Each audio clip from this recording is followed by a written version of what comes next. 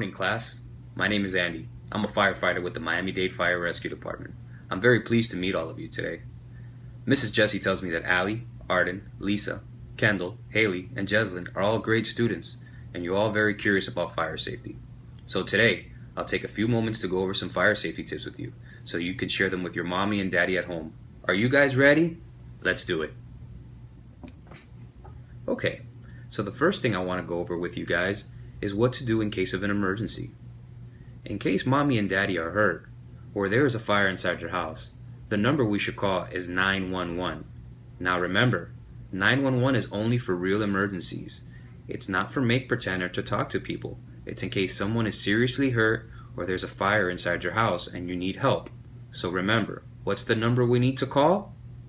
911. Another important tip I want to share with everyone is in case you do catch fire, I need everybody to stay stop, drop, and roll. Let's all say it together one time. Ready?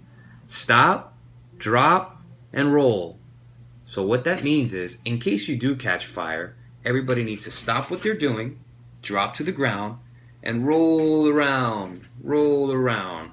I want Mrs. Jessie to figure that out with all you guys. Take a few moments and practice that. That is very important. So one last time. If we do catch fire, what are we doing? Stop, drop, and roll. The next thing I want to talk to you guys about is being prepared in case there is a fire. It's very scary sometimes when we do see fire, and it's okay to be scared. But understand that we do not want to hide under our beds, we do not want to hide inside a closet, and we do not want to hide inside any cabinets. We want mommy and daddy to be able to see us and help us get out of the house quickly and safely. So it's very important that we do not hide. We stay where we're at and we yell for help. Mommy, daddy. If you do have a fire plan at home, make sure you talk to your mom and dad about it and find out where the meeting place is so everybody knows where to be safely.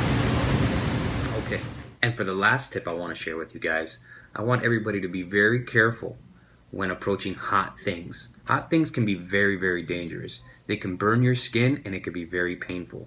So what are some things we can look out for? Here's a few. Matches. We don't play with matches, right? People can get hurt if they play with matches. Same thing with lighters. Lighters are not for little kids. If we find matches or lighters, we don't touch them. We leave them where they're at and we get an adult. Mommy, daddy, grandma, grandpa, an uncle, or an older brother or sister, or your teacher, Mrs. Jessie, and tell them, listen, there's some lighters or some matches here. We're not allowed to touch them. Can you get them, please? Same thing with at home. If you're around a stove or an oven, be very, very careful.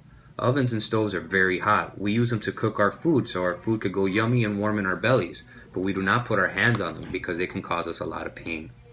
And inside the bathroom or in the bedroom, if you see a hair dryer or a clothing iron, be very cautious of touching it. Those are some things that we don't want to touch because once again, they can cause harm to us. The last thing I want to talk to you about is actually when you go inside a bathtub. Do not play with the hot water or the cold water. Make sure mommy and daddy turns on the water for you. Putting the water too hot can make you have burns all over your body. And then we'd have to go to a hospital to get checked out. So remember, no playing with hot items.